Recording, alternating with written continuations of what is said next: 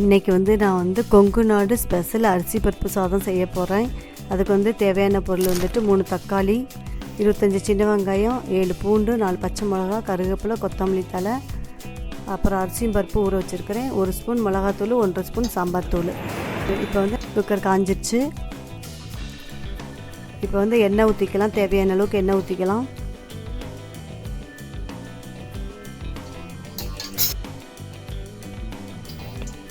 ஒரு ஸ்பூன் கடுகு போட்டுடலாம்.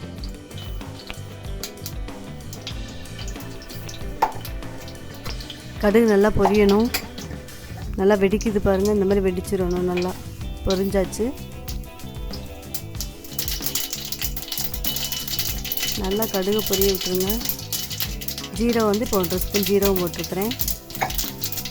அதுவும் நல்லா பொரிஞ்சிருச்சு. இப்போ சின்ன வெங்காயம் நல்லா நறுக்கி வச்சுருக்கிறேன். நைஸாக நறுக்கி வைங்கப்போ சீக்கிரத்துலேயே அது வெந்துடும். இப்போ 6-7 பூண்டு போட்டிருக்கிறேன். அதையும் போட்டு நல்லா வதக்கலாம்.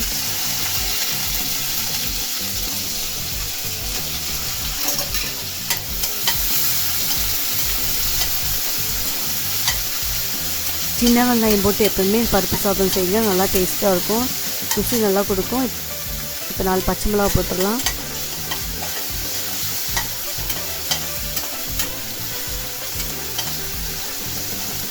நீ கொஞ்சம் நேரம் நல்லா வதங்கட்டும் வெங்காயம்.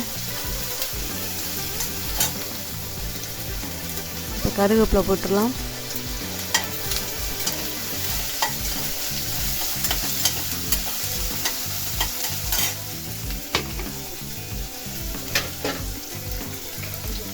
வெங்காயம் நல்லா வதங்கிட்டு இருக்குது. இப்போ உப்பு கல்லுப்பு போட்டுடலாம். உப்பு போட்டாச்சு. இப்போ உப்பு போட்டால் சீக்கிரம் வதங்கிடும். நல்லா வதக்கியாச்சு. இந்த அளவுக்கு நல்லா வதங்கினா போதும்.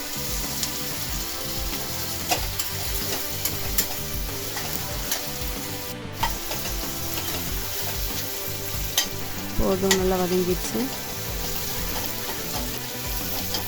பாருங்கள். இந்த அளவுக்கு வதங்கிடுச்சு. இப்போ 3 தக்காளி நல்லா நைஸாக அரிஞ்சு போட்டாச்சு. அதையும் போட்டு நல்லா வதக்கி வச்சுக்கலாம். மூடி வச்சு வைங்க. எப்போவுமே சீக்கிரமாக வெந்துடும். மூடி வச்சாச்சு. பாருங்கள் நல்லா வெந்துருச்சு. எண்ணெயெல்லாம் நல்லா பிரிஞ்சு வந்துடுச்சு. இந்த அளவுக்கு நம்ம வதக்கி விடணும். இப்போ நான் 1/4 ஸ்பூன் மஞ்சத்தூள் போட்டுறேன்.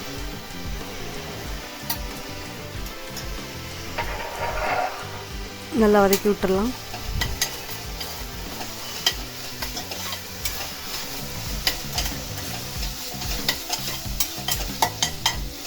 மஞ்சத்தூள் போட்டு நல்லா வதக்கியாச்சு. இப்போ நான் 1 ஸ்பூன் மிளகாத்தூள் எடுத்துருக்கிறேன். 1.5 ஸ்பூனு சாம்பார் தூள், சக்தி சாம்பார் தூள் போட்டிருக்கிறேன்.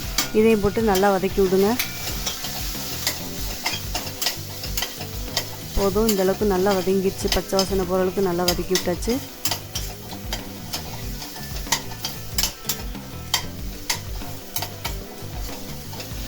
இப்போ நான் தண்ணி நம்ம இப்போ ஊற்றிடலாம். இப்போ நான் இந்த ஒரு காப்பிடி அளவுக்கு அரிசி எடுத்தேன். 1/4 கிலோ அரிசி எடுத்தேன். அதுக்கு 1.5 தண்ணி ஊற்றினா போதும். ஊற்றியாச்சு. இப்போ பருப்பு 100 கிராம் எடுப்பேன். அதே அளவுக்கு ஒரே ஒரு டம்ளர் மட்டும் தண்ணி ஊற்றிடலாம்.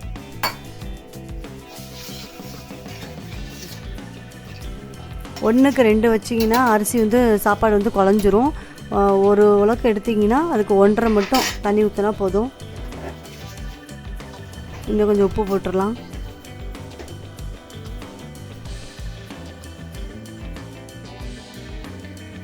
கொத்தமல்லி தழை போட்டாச்சு. நீங்கள் எந்த அளவுக்கு அரிசி எடுக்கிறீங்களோ அது அளவுக்கு தண்ணி ஊற்றிடுங்க. டபுள் மடங்கு ஊற்ற வேண்டாம். 1.5 ஊற்றினா போதும் அரிசி பருப்பு சாதத்துக்கு. நல்லா கொதிச்சிட்ருக்குது. போட்டு அரிசியும் பருப்பையும் போட்டுடலாம்.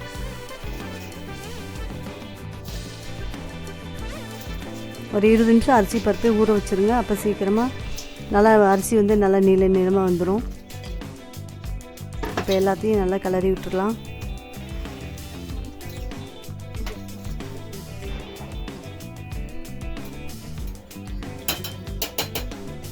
ரொம்ப குழைய விடக்கூடாது, அதனால் தண்ணி மட்டும் கரெக்டாக வச்சுருங்க. இப்போ மூடி வச்சிடலாம்.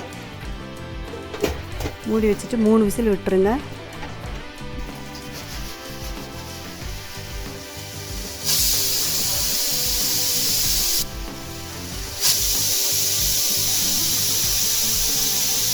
விசில் நல்லா அடங்கின பிறகு நம்ம எடுத்து பார்த்துடலாம். விசில் அடங்கிடுச்சு. இதை திறந்து பார்த்துடலாம். இங்கே பாருங்கள், இப்போ கரெக்டாக வந்திருக்கு. அரிசி நல்லா நீளமாக வந்துடுச்சு. இப்போ எடுத்து எல்லாத்தையும் பரட்டி விட்டுடலாம். மசாலாலாம் கீழே அடியில் போய் இருக்கும், அதனால் லைட்டாக ஒரு கிண்டி இறக்கிடலாம். நல்லா பளபளன்னு கரெக்டாக வந்திருக்குது.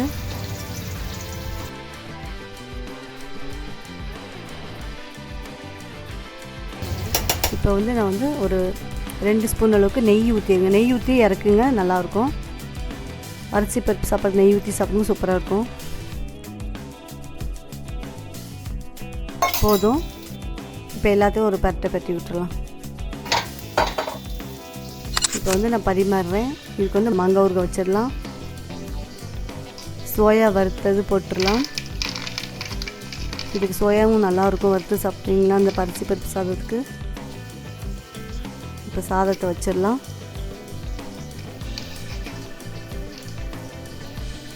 எப்போவுமே அரிசி பருப்பு சாதம் செஞ்சால் சூடாக செஞ்சு சாப்பிடுங்க, அப்போ ரொம்ப சூப்பராக இருக்கும். இப்போ வந்து நான் இதுக்கு வந்து கொஞ்சம் தயிர் வச்சுறேன். தயிர் ஊற்றி சாப்பிடுங்க, ரொம்ப நல்லாயிருக்கும். நீங்களும் இதே மாதிரி செஞ்சு பார்த்துட்டு எப்படி இருக்குன்னு சொல்லுங்கள்.